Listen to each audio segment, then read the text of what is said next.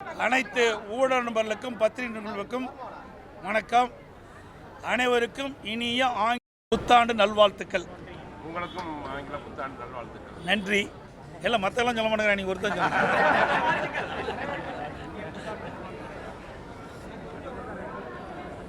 கிட்டத்தட்ட ஒரு 6 நாட்களாக அண்ணா பல்கலைக்கழகத்தில் படிக்கின்ற மாணவி பாலியல் வன்கொடுமைக்கு ஆளாக்கப்பட்ட செய்தி தமிழகம் முழுவதும், ஏன் இந்திய அளவில் பேசப்படுகிற ஒரு செய்தியாக இருக்கின்றது. மிகுந்த அதிர்ச்சிக்குள்ளாகின்ற செய்தி. இன்றைக்கு மாநிலம் முழுவதும் இந்த செய்தி காட்டுத்தீ போல் பரவி இருக்கின்றன. அது மட்டுமல்ல, உயர்நீதிமன்றமே இந்த வழக்கை விசாரித்து ஒரு தீர்ப்பை வழங்கியிருக்குது. அனைத்து இந்திய அண்ணா திராவிட முன்னேற்ற கழகத்தினுடைய பெண் வழக்கறிஞர் ஆர் வரலட்சுமி என்பவர் உயர்நீதிமன்றத்தில் ஒரு கடிதத்தை வழங்குகின்றார். உயர்நீதிமன்ற நீதிபதியத்தில் தானாக முன்வந்து இந்த வழக்கை நடத்த வேண்டும் என்று. ஆனால் நீதியரசர் அவர்கள் இதற்கு தலைமை நீதிபதியிடம் அனுமதி வாங்க வேண்டிய சூழ்நிலை இருக்கிறது என்று தெரிவித்தவுடன் பெண் வழக்கினர் ஆர் சரஸ்வதி அவர்கள் உடனடியாக ரிட் மனு உயர்நீதிமன்றத்தில் தாக்கல் செய்யப்படுகின்றார். அந்த ரிட் மனு வழக்கை எடுத்துக்கொண்டு நீதியரசர் விசாரித்து ஒரு தீர்ப்பை வழங்கியிருக்கின்றார். அந்த தீர்ப்பில் 3 உயர் பெண் போலீஸ் அதிகாரிகள் இந்த வழக்கை விசாரித்து உரிய நடவடிக்கை எடுக்க வேண்டும் என்று தீர்ப்பு கொடுத்திருக்கின்றார். அதற்கு முன்பாக பல்வேறு முரண்பட்ட கருத்துக்கள் பத்திரிகையிலே ஊடகத்தில் செய்திகள் வந்தவண்ணம் இருக்கின்றன. பாலியல் வன்கொடுமைக்கு ஆளாக்கப்பட்ட பெண் கொடுக்கப்பட்ட புகார் இன்றைக்கு ஊடகத்தின் வாயிலாக, பத்திரிகையின் வாயிலாக வெளியே வந்தது எப்படி? இது ஒரு தவறான முன்னுதாரணமாகிவிட்டது. ஆகவே சட்டத்துக்கு புறம்பாக இது உள்ளது. எந்த ஒரு எஃப்ஐஆரும் வெளியிடக்கூடாது என்பது சட்டத்தினுடைய அம்சம். இருந்தாலும் இந்த பெண் பாலியல் வன்கொடுமைக்கு ஆளாக்கப்பட்ட பெண் கொடுக்கப்பட்ட அந்த புகார் எஃப்ஐஆர் வெளியிலே கசிந்து விட்டது. வெளியிலே செய்தி பரவலாக வந்துவிட்டன. அதில் வந்த செய்திகள் எல்லாத்துக்குமே நாடு பூரா வந்துடுது. எல்லாருமே பேசிட்டு இருக்கிறாங்க. அந்த செய்தியில் அந்த பெண் சொல்கிறாங்க, அந்த சார் கூட கொஞ்ச நேரம் இரு அப்படின்னு சொல்கிறதாக செய்திகள். அந்த சார் யார் அந்த சார்? மக்கள் கேட்கின்றார். ஏன்னா குற்றவாளி தப்பிக்கக்கூடாது என்ற அடிப்படையில் தான் அனைத்து இந்திய அண்ணா திராவிட முன்னேற்ற கழகம் இந்த போராட்டத்தை முன்னிருந்து நடத்தி கொண்டிருக்கின்றது. அனைத்து இந்திய அண்ணா திராவிட முன்னேற்ற கழகத்துடைய நோக்கம் உண்மை குற்றவாளி தண்டிக்கப்பட வேண்டும். யார் அந்த சார்? அதற்கு இன்னும் காவல்துறையிடம் பதில் இல்லை. இதே உயர் காவல்துறை அதிகாரி சொல்கிறார், 100 எங்களுக்கு ஃபோன் வந்தது. அந்த புகாரின் அடிப்படையிலே அண்ணா பல்கலைக்கழகத்துக்கு செல்கிறோம். அந்த பாலியல் ஆளாக்கப்பட்ட பெண்ணும் அங்கே இருக்கிற போஸ்ட் குழுவில் இடம்பெற்றிருக்கிற ஒரு பேராசிரியரும் சேர்ந்து இந்த புகாரை அளிக்கின்றார்கள் அப்படி என்று காவல்துறையுடைய ஆணையாளர் சொல்கிறார். அடுத்த நாள் உயர்கல்வித்துறை அமைச்சர் அவர் சொல்கிறார், அவர் அப்படி போஸ்ட் குழுவில் இருக்கிற உறுப்பினர் அப்படி புகார் கொடுக்கவில்லை என்று மறுக்கிறார். முன்னைக்கு காவல்துறை ஆணையாளர் அப்படி சொல்கிறார். 2ஆம் நாள் உயர்கல்வித்துறை அமைச்சர் அதை மறுத்து பேசுகிறார். இப்படிப்பட்ட சந்தேகங்கள்லாம் நிலவுகின்ற காரணத்தினால்தான் இதன் மூலமாக உண்மை குற்றவாளி தப்பித்து விடக்கூடாது என்பதற்காகத்தான் அனைத்து இந்திய அண்ணா திராவிட முன்னேற்ற கழகம் அந்த மாணவிக்கு நீதி கிடைக்க வேண்டும் என்ற அடிப்படையில் தான் நாங்கள் போராட்டம் நடத்துகிறோம். அதோடு எங்களுடைய ஐடிவிங்கை சேர்ந்த நிர்வாகிகள் மக்களுக்கு விழிப்புணர்வு ஏற்படுத்த வேண்டும். உண்மை குற்றவாளி நாட்டுக்கு அடையாளம் காட்ட வேண்டும் அடிப்படையில் யார் அந்த சார் என்ற பதாகை ஏந்தி மக்களிடத்திலே அந்த விழிப்புணர்வு ஏற்படுத்தினார். அவர்கள் மீது பல்வேறு செக்ஷனில் வழக்கு போட்டிருக்கிறாங்க. இது கண்டிக்கத்தக்கது. இதில் என்ன தவறு இருக்கின்றது? யார் பேரையும் குறிப்பிடவில்லை. ஆனால் காவல்துறை ஆணையால் ஒருவர் தான் இதில் சம்பந்தப்பட்டார் என்று அவர் குற்றம் சொல்கிறார், தகவல் தெரிவிக்கின்றார். ஆனால் பாதிக்கப்பட்ட பெண்ணுடைய செய்தியிலிருந்து வெளிவருவது மற்றும் ஒருவர் இருந்ததாக அந்த செய்திகள் தெரிவிக்கின்றன. அப்படி இருக்கின்ற பொழுது யார் அந்த சார், அதை கண்டுபிடிக்க வேண்டும் என்பதுதான் எங்களுடைய நிலைப்பாடு. அது மட்டும் இல்லை, நேற்றைய தினம் போய் முதலமைச்சர் திரு ஸ்டாலின் அவர்கள் கன்னியாகுமரிக்கு சென்று இந்த கண்ணாடி இலை பாலத்தை திறந்து வச்சிருக்கிறார். அது அவர் கொண்டு வந்தது இல்லை. அதிமுக ஆட்சி இருக்கின்ற பொழுது, அம்மாவுடைய அரசு இருக்கின்ற பொழுது, நான் முதலமைச்சர் இருந்த காலத்தில் முதலமைச்சர் இருந்த காலத்தில் கொண்டு வரப்பட்ட திட்டம் 2018 அப்பொழுது மத்திய அமைச்சர் கப்பல் போக்குவரத்துறை அமைச்சர் நிதின் கட்காரி அவர்கள் இருந்தார். தரவழி போக்குவரத்துறை அமைச்சர் நிதின் கட்காரி கப்பல் போக்குவரத்துறை அமைச்சராக இருந்த பொழுது டெல்லியில் கூட்டம் நடத்தினாங்க. அப்போ இதை தெரிவித்தேன். அங்கே சுற்றுலா பயணிகள் அதிகமாக வந்து செல்லக்கூடிய பகுதி. ஆகவே ஐயன் திருவள்ளுவர்லையும் அங்கே இருக்கிற விவேகானந்த பாறை இணைக்கின்ற வரையில் ஒரு பாலத்தை அமைத்து கொடுக்க வேண்டும் என்று கோரிக்கை வச்ச அந்த கோரிக்கை அவர் ஏற்றார். அந்த திட்டத்தை சாகர்மாலா திட்டத்தின் அடிப்படையில் அந்த திட்டத்தை எடுத்து மாநில அரசு பாதிப்பணும், மத்திய அரசு பாதிப்பணும் என்று அந்த திட்டம் வகுக்கப்பட்டது. அதுக்கு பிறகு அவர் மாற்றப்பட்டார். அந்த கப்பல் போக்குவரத்துறை அமைச்சரை அவர்கள் மாறு செஞ்சுட்டாங்க. அதுக்கு பிறகு மத்திய கப்பல் துறை போக்குவரத்துறை அமைச்சராக வந்தவர் திரு மன்சுக் மாண்டவியா என்ற கப்பல் போக்குவரத்துறை அமைச்சராக வந்தார். அவர் சென்னைக்கு வந்த பொழுது நேரடியாக தலைமைச் செயலர் என்னை சந்தித்தார். அப்பொழுது நான் கோரிக்கை வச்சேன். ஏற்கனவே அனைத்து இந்திய அண்ணா திராவிட முன்னேற்ற கழகத்தின் சார்பாக அப்பொழுது மத்திய கப்பல் போக்குவரத்துறை அமைச்சர் நிதின் கட்காரியிடம் இந்த கோரிக்கை வச்சேன். இதை நிறைவேற்றி கொடுன்னு சொன்னோன்னே உடனடியாக 3 நாள் அந்த திட்டத்துக்கு அனுமதி கொடுத்தார். அப்பொழுது அதிமுக ஆட்சி இருக்கும் பொழுது சுற்றுச்சூழல் தடையில்லா சான்று நாங்கள் பெறப்பட்டோம். அதுக்கு பிறகு 2020 கொரோனா காலமாக இருந்த காரணத்தால் அந்த பணி அப்படியே தடைபட்டு விட்டது. அதற்கு பிறகு வந்த இந்த ஸ்டாலின் மாடல் அரசாங்கம் இப்போ டெண்டரை விட்டு அந்த பணி செஞ்சுருக்குது. கொண்டு வந்தது அனைத்து இந்திய அண்ணா திராவிட முன்னேற்ற கழக ஆட்சியில் என்பதையும் நேரத்தில் தெரிவிக்க விரும்புகின்றேன். அதே போல் நான் இன்றைக்கி தகவல் சொன்னேன். நீங்கள் பார்த்தீங்கன்னா புதுக்கோட்டை மாவட்டத்தில் ஆவுடையார் கோயிலில் ஒரு பெண் நர்ஸுக்கு பாலியல் வன்கொடுமை, அதாவது தன்னுடைய அந்தரங்க படத்தை காட்டி அவர்களை மிரட்டி பணம் பறிப்பதற்காக முயற்சி செஞ்சார் திராவிட முன்னேற்ற கழகத்தைச் சேர்ந்த ஒருவர். அது குறித்து புதுக்கோட்டை மாவட்ட காவல்துறை கண்பார்வையிடம் புகார் கொடுக்கிறார். அவர் அங்கே இருக்கின்ற டிஎஸ்பிக்கு, அறந்தாங்கில் இருக்க டிஎஸ்பிக்கு பரிந்துரை செய்கிறார். இன்னும் இது வரைக்கும் எஃப்ஐஆர் பதிவு செய்யும். ஆகவே இந்த ஆட்சியில் பாலியல் வன்கொடுமை நடைபெறுகின்றது, சர்வசாதாரணமாக இருக்குது. பெண்களுக்கு பாதுகாப்பு இல்லை. அப்படியே பாலியல் வன்கொடுமைக்கு ஆளாக்கப்பட்ட பெண்கள் காவல் நிலையத்திற்கு சென்று புகார் கொடுத்தாலும் காவலர்கள் பதிவு செய்வதில்லை. இப்படிப்பட்ட நிலைமை தான் தமிழகத்தில் நிலவி கொண்டிருக்கின்றதை நேரத்தில் தெரிவிக்கிறேன். சார், இந்த யார் அந்த சார் சொல்லி நீங்கள் கண்டினியூஸாக இந்த லாஸ்ட் ஒரு 50 டேஸாக கேட்டுட்டு இருக்கீங்க. பட் போலீஸ் சைடில் என்ன சொல்கிறாங்கன்னா அப்படி ஒன்று நடக்கவே இல்லை. ஏன்னா அந்த பொண்ணை அவர் மிரட்டும் போது ஃப்ளைட் மோடில் இருந்து அப்படின்னு சொல்லி போலீஸ் சைட்லேருந்து ரியாக்ட் பண்ணுறாங்க. இது நீங்கள் எப்படி பார்க்குறீங்க? இது யார் புகார் கொடுத்தது? பெண் தானே புகார் கொடுத்தாங்க. அந்த புகாரில் தெரிவிச்சிருக்கிறாங்கல்ல, அதைத்தானே விசாரிக்க வேணும். நீ விசாரிக்காதையே ஒருவர் தான் அங்கே இருந்தார் என்று சொல்கின்ற பொழுதுதான் சந்தேகம் ஏற்படுது. அந்த சந்தேகத்தை போக்க வேண்டும், உண்மை குற்றவாளியை கண்டுபிடித்து தண்டிக்க வேண்டும் என்பதுதான் எங்களுடைய கோரிக்கை. உயர்கல்வித்துறை அமைச்சர் இல்லாத ஒரு சாரை இவங்க உருவாக்குறாங்க, இவங்க கேட்டு ஆர்ப்பாட்டம் நடத்திட்டு இருக்காங்க, அரசியல் ஆதாயம் தேட பார்க்குறாங்கன்னு ஒரு புகார் வச்சிருக்காங்க. புகார் கொடுத்தது யாருங்க? நாங்களே அதிமுக புகார் கொடுத்தோம். பாதிக்கப்பட்ட பெண் தான் புகார் கொடுத்தாங்க. அந்த பாதிக்கப்பட்ட பெண் கொடுத்த புகாரில் தான் இது இடம்பெற்றிருக்குது. அப்படின்னா அமைச்சர் யாரையும் காப்பாற்றுறதுக்காக இதை பேசிகிட்டு இருக்கார். அதனால தான் இந்த போராட்டமே வலுத்துக்கிட்டு இருக்குது. ஏதோ தங்களுக்கு வேண்டியப்பட்ட ஒருவரை காப்பாற்றுவதற்காக இத்தனை அமைச்சர்களும் குரல் கொடுத்துட்டு இருக்கிறாங்க.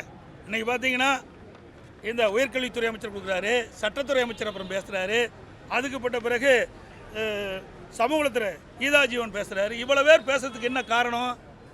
யாரோ ஒருவர், இவர்களுக்கு வேண்டியப்பட்ட ஒருவர் இதில் சம்பந்தப்பட்டதாக பரவலான செய்தி இருக்கின்ற காரணத்தினால தான் இன்றைக்கு இவ்வளவு அமைச்சர்களும் இதுக்கு வரிஞ்சு கட்டிக்கிட்டு பேசுகிறாங்க. இன்னொன்று சொல்கிறேன், பொள்ளாச்சி பாலியலுங்கிறாங்க. பொள்ளாச்சி பாலியல் நடைபெற்ற உடனே சிபிஐக்கு நான் ஹேண்ட் ஓவர் பண்ணேன். சிபிஐ விசாரிக்க வேணும்னு உத்தரவு போட்டேன். நீங்கள் என்ன பண்ணுறீங்க? மாநில அரசாங்கம் பாலியல் வன்கொடுமைக்கு ஆளான பெண்ணுக்கு நீதி கிடைப்பதில்லை. அந்த பாலியல் இன்றைக்கி வந்து அண்ணா நகரில் ஒரு சிறுமி பாதிக்கப்பட்டாங்க. உதாரணத்துக்கு சொல்கிறேன், அந்த சிறுமி காவல் நிலையத்துக்கு போய் அண்ணா நகர் அனைத்து மகளிர் காவல் நிலையத்துக்கு புகார் கொடுக்குறாங்க. மெத்தனை போக்கள் இருக்கிறாங்க. அப்புறம் வேறொரு காவல் நிலையத்தில் அதை வந்து மாற்றுறாங்க. இதையெல்லாம் செய்தி வெளி வந்த பிறகு உயர்நீதிமன்றம் தானாக முன் வந்து அந்த வழக்கை எடுத்து சிபிஐக்கு இந்த வழக்கு விசாரிக்கிறேங்கிறாங்க. அப்படி சிபிஐக்கு விசாரிக்கின்ற அந்த வழக்கை ஏன் இந்த அரசாங்கம் உச்சநீதிமன்றத்தில் மேல்முறையீடு செய்கிறீங்க? சிபிஐ விசாரிக்கலாம்ல.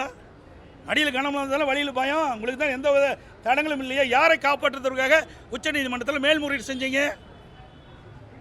இப்படிப்பட்ட சம்பவம்லாம் இந்த ஆட்சியில் நடைபெற்று கொண்டிருக்கின்றது. பெண்களுக்கு பாதுகாப்பு கிடையாது, சிறுமிகளுக்கு பாதுகாப்பு கிடையாது, மாணவிகளுக்கு பாதுகாப்பு கிடையாது, பெண்களுக்கு பாதுகாப்பு, ஒட்டுமொத்தமாக தமிழ்நாட்டு மக்களுக்கு பாதுகாப்பு இல்லை.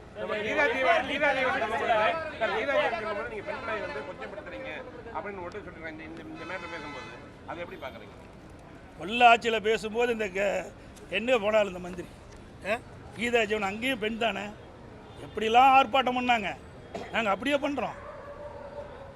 இன்றைக்கு பாதிக்கப்பட்ட பெண் கொடுக்கப்பட்ட புகார் செய்தியில் வெளியில் லீக்கேஜ் ஆகிட்டுது. அதில் இருக்கிற தகவல் அடிப்படையில் தான் நாங்கள் கேட்குறோம் யார் அந்த சார் என்று. ஏன் இவ்வளோ பயம் உங்களுக்கு? யாரை காப்பாற்றுவதற்காக இந்த அரசாங்கம் இவ்வளவு முயற்சி செய்யுது, காவல்துறை இவ்வளவு முயற்சி செய்யுது. நிச்சயமாக அனைத்து இந்திய அண்ணா திராவிட முன்னேற்றங்கள் ஆட்சிக்கு வரும். அப்பொழுது இதற்கெல்லாம் தீர்வு காணப்படும். எல்லாருமே போராட்டத்தை கைது எடுத்துட்டாங்க. எல்லா கட்சியுமே இதை கண்டித்து வந்து போராட்டம் நடத்திட்டு இருக்காங்க. போராட்டத்தில் ஈடுபடக்கூடிய எல்லாருமே வந்து வலுக்கட்டாயமா காவல்துறை கைது பண்ணிட்டே இருக்காங்க. இந்த செயல்பாடு எப்படி பாக்குறீங்க? இல்லப்பா, இன்னொரு இருக்கு பாரு, திருவாரூர் இருக்கு. திருவாரூர்ல நேற்றைய தினம் நீங்க பாத்தீங்கன்னா திருவாரூர்ல நேற்றைய தினம் ஆர்ப்பாட்டம், அதான் பத்திரிகையில் வந்திருக்குது. திருவாரூரில் ஒரு ஆர்ப்பாட்டம், அங்கேயும் ஒரு பாலியல் வன்கொடுமை நடந்ததாக அங்கே இருக்கிற அந்த கல்லூரி தீர்விக்க கல்லூரி இருக்கின்ற மாணவிகள் ஆர்ப்பாட்டம் நடத்தியிருக்கிறாங்க. அதுக்கு என்ன பதில் சொல்கிறீங்க? இப்போ இன்னும் இந்த பிரச்சனை ஓயில, இந்த பிரச்சனை நடந்துகிட்டு இருக்குது. இப்படி இருக்கின்ற சூழலில் இன்னைக்கு பார்த்து திருவாரூர் மாவட்டத்தில் மன்னார்குடியில் திருவிக்க அரசு கல்லூரி மாணவிகள் கல்லூரி பாலியல் துன்புறுத்தல் ஏற்படுத்துவதாக போராட்டம் நடத்துகிறாங்க. இப்போ தான் ஒவ்வொன்றா வெளியில் வருது. இன்றைக்கி மாணவிகள்லாம் துணிச்சோடு வர்றாங்க. ஆனால் வேண்டுமென்றே திட்டமிட்டு இந்த அமைச்சர்கள்லாம் இந்த ஆட்சி மீது பழி சுமத்தப்பட்டு விட்டது. அதை மறைக்கிறதுக்கு ஏதோ அறிக்கை வெளியிட்டு இருக்கிறாங்க, அவ்வளவுதான். அதிமுக நடத்தக்கூடிய போராட்டத்தினால மாணவிகள் வந்து கல்லூரிக்கு வருவதற்கே அச்சமாகறாங்க, மாணவிகளோட கல்வியே பாதிக்கப்படுதுன்னு சொல்லி திமுக குற்றச்சாட்டு. உங்களை ஊடகத்திலையும் பத்திரிகையிலையும் வந்திருக்குது. இன்றைக்கி பள்ளியில் படிக்கின்ற சிறுமிகளுக்கு எல்லா பள்ளி ஆசிரியர்களும் சொல்லலை, எத்தனை ஆசிரியர்கள் பாலியல் வன்கொடுமைக்கு ஆளாக்கியிருக்காங்க பிள்ளைகள், சிறுமிகள். அப்போல்லாம் இந்த மந்திரி எங்கே போனாங்க? ஏன் தடுக்க தவறிடுறாங்க? எங்களை கைது செய்வதற்கு ஆயிரக்கணக்கான போலீஸ் வருது. ஆனால் இப்படிப்பட்ட குற்றச்செயல் ஈடுபடுவதற்கு தடுக்கிறதுக்கு யாரும் வரலையே. இந்த அக்கறை அதில் காட்டியிருந்தா இந்த குற்ற நிகழ்வை தடுத்திருக்கலாம். அதெல்லாம் இதில் கிடையாது. நல்லா உங்களுக்கு எல்லா பத்திரிகையும் தெரியும், ஊடகத்துக்கும் தெரியும், தெரியாத ஒன்றும் கிடையாது. பெரும்பாலும் உங்களுக்கு ஊடகத்திலையும் பத்திரிகைகள் வர செய்தியின் அடிப்படையில் தான் நான் கருத்து சொல்லிட்டு இருக்கிறேன். எங்களுடைய அரசாங்கம் கிடையாது. எங்களுக்கெல்லாம் நீங்கள் தான் இன்புட்டு மாதிரி கொடுத்துக்கிட்டு இருக்கிறீங்க. இந்த செய்தியெல்லாம் உங்கள் ஊடகத்தின் வாயிலாக பத்திரிகைகள் வருகிற செய்தியெல்லாம் பொய்யா? அதெல்லாம் ஒரே நிமிஷம், நான் கேட்குற கேள்வி தவறா ரைட்டா முடிவு பண்ணுங்கள். உங்கள் ஊடகத்திலையும் பத்திரிகைகள் வருகின்ற செய்தியின் அடிப்படையில் தான் நான் இந்த இடத்துல நின்று பதில் சொல்லிட்டு இருக்கிறேன். அப்படி ஊடகத்தில் வருகின்ற செய்தி, பத்திரிகைகள் செய்தி பொய்யா? இந்த அமைச்சர் ஏற்றுக்கிறாரா? எத்தனை சிறுமிகள் பாலியல் வன்கொடுமைக்கு ஆளாயிருக்காங்க? நிறையா பள்ளியில் ஆசிரியர்களால் எவ்வளோ பேர் பாலியல் வன்கொடுமைக்கு ஆளாயிருக்கிறாங்க? ஆவுடையார் கோயிலில் நான் இதே நம்மளுடைய தொலைக்காட்சிக்கு முன்னாடி ஊடகத்தை பத்திரிகையால் சொல்லியிருக்கிறேன். இன்னும் இது வரைக்கும் எஃப்ஐஆர் பதிவு பண்ணலையே. ஏன் பதிவு செய்ய மறுக்கிறாங்க? அங்கே இருக்கிற ஒரு அமைச்சர் உடைய தூண்டுதல், அங்கே இருக்கிற அமைச்சர் பாதுகாப்பு கொடுத்துட்ருக்கார். அதனால தான் நாங்கள் சொல்கிறோம், இன்றைக்கு நம்முடைய சென்னையில் எத்தனை பேர் பாதிச்சிருக்கிறாங்க? நான் சொன்ன ஏற்கனவே அண்ணா நகரில் பாதிச்சிருக்கிறாங்க. இன்னொரு மாணவி, மனவளங்குன்றிய ஒரு மாணவி, கல்லூரியில் படிக்கிற மாணவி, பல பேர் பாலியல் வன்கொடுமைக்கு ஆளாகிருக்கிறாங்க. இப்படி சமீப காலமாக ஏற்பட்டது நிறைய இருக்குது. ஆவுடையார் கோயிலில் யார் இந்த அமைச்சர்? யார்? கட்சி மாறி போன அமைச்சர், விசுவாசம் இல்லாத அமைச்சர். நன்றின்னு ஒரு சொல்லு இருந்தால் இவருக்கு பொருந்தாது. அனைத்து இந்திய அண்ணா திராவிட முன்னேற்ற கழகத்துடைய தொண்டனுடைய ரத்தத்தை வியர்வையாக மண்ணிலே சிந்து இவரை வெற்றி பெற செய்தாங்க. அம்மாவுடைய கருணையால் இவரை அமைச்சராக்குனாங்க. அந்த அடையாளத்தை வச்சு தான் அங்கே அடைக்கலம் கொடுத்துருக்காங்க திமுகவில்.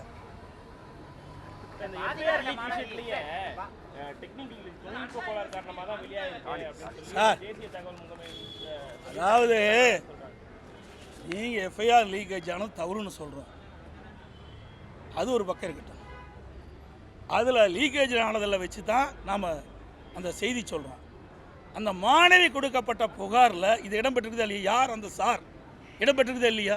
இன்னொரு இருப்பதாக தெரியுதுல்ல, ஊடகத்தின் பத்திரிகைகள் நீங்கள் தான் வெளியிட்டிருக்கிறீங்க அந்த செய்தியை. அப்படி வந்த செய்தியை ஏன் நீங்கள் மறைக்கிறீங்க? அதே எங்களுடைய கேள்வி சார். அதெல்லாம் விட்டுருங்க சார். திமுக நிர்வாகியே இல்லையா, எல்லாம் எங்கிட்ட ஆதாரம் இருக்குது. எதை சொன்னாலும் ஏற்றுக்க மாட்டாங்க. ஆளுங்கட்சியாக இருக்கிறீங்க, நீங்களும் இப்போ தான் ஒளிபரப்புடுவீங்க, அப்படி கட் பண்ணி விட்டுருவீங்க அடுத்து வந்தா. நாட்டு மக்களுக்கு உண்மை தெரியுங்க, நாட்டு மக்களுக்கு உண்மை தெரியும். அதுவும் இன்றைக்கு அவர் ஏற்கனவே பல குற்றச்செயலில் ஈடுபட்டவர், பல வழக்குகள் பதிவு செய்யப்பட்டிருக்கின்றன. சில வழக்கில் விடுதலை ஆகியிருக்கார், சில வழக்குகள் இன்னும் இருக்குது. அவர் என்ன குற்றவாளி? சரித்திர பதிவேடு குற்றவாளி, சரித்திர பதிவேடு குற்றவாளி. அவரை கண்காணிக்க வேணுமா வேண்டாமா? சரித்திர பதிவேடு குற்றவாளின்னு இருக்கின்ற ஒருவர் சர்வசாதாரண பல ஆண்டுகளாக அந்த அண்ணா பல்கலை வளாகத்தில் சுற்றி திரிந்தான்னு சொன்னால் சட்ட ஒழுங்கு எங்கே காக்கப்படுறாங்க? சிசிடிவி கேமரா இருக்குது, எங்கேங்கிறாங்க. அது பெரிய கல்லூரி, இன்றைக்கு தமிழகத்துக்கு ஒரு அடையாளமான ஒரு கல்லூரி. அந்த கல்லூரி பயின்றவர்கள் பல விஞ்ஞானிகளாக இருக்கிறாங்க. இன்றைக்கு ஒரு முதன்மை பொறுப்பு இருக்கிறாங்க, நம்ம நாட்டில் மட்டும் இல்லை வெளிநாட்டில் இருக்கிறாங்க. அப்படிப்பட்ட கல்லூரியிலேயே இன்றைக்கு சிசிடிவி கேமரா இயங்கலை. அப்படி சிசிடிவி கேமரா இயங்காத போது எப்படி இந்த உண்மை குற்றவாளியை கண்டுபிடிக்க முடியும்? இவர்களும் உண்மையை சொல்ல மாட்டேங்கிறாங்க, இவர்களும் உண்மை மறைக்கிறாங்க. இன்னொன்று, சிசிடிவி கேமராவும் அதில் சுமார் 70 கேமராவில் 57 தான் இயங்குதா சொல்கிறாங்க. அப்புறம் இப்போ என்ன உங்கள் பத்திரிகையில் பார்த்து இன்னும் அதிகமாக இருக்குது சொல்கிறாங்க. அதையும் உண்மையாக மறைக்கிறாங்க.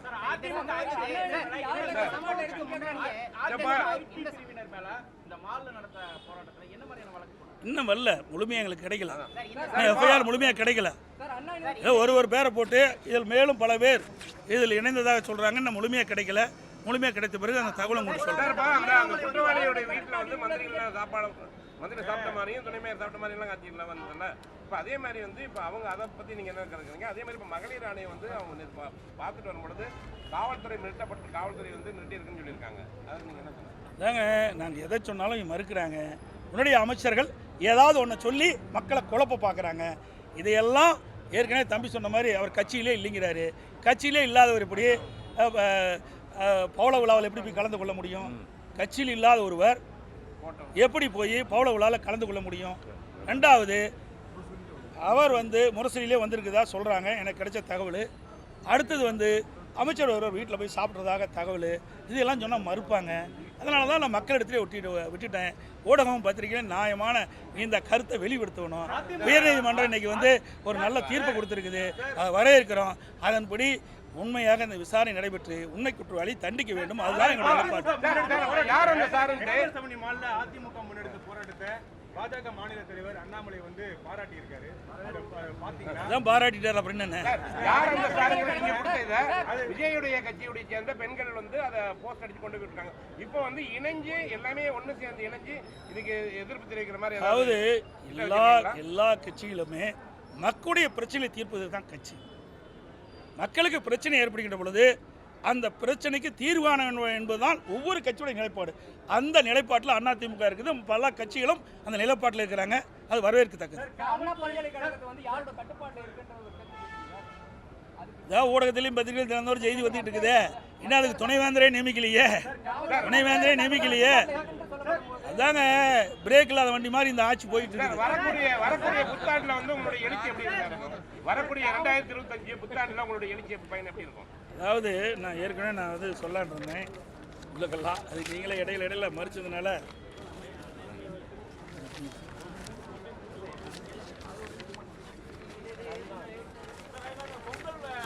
ஒரே நிமிஷம். 2024ஆம் ஆண்டு பெண்கள் பாலியல் வன்கொடுமைக்கு அமைந்த ஆண்டாக உள்ளது. நாளை மலர்கின்ற 2025ஆம் ஆண்டு பெண்களுக்கு பாதுகாப்புள்ள ஆண்டாக மலர இறைவனை பிரார்த்திக்கிறேன். அனைத்து ஊடக நண்பர்களுக்கு பத்திரிகை வணக்கம், நன்றி.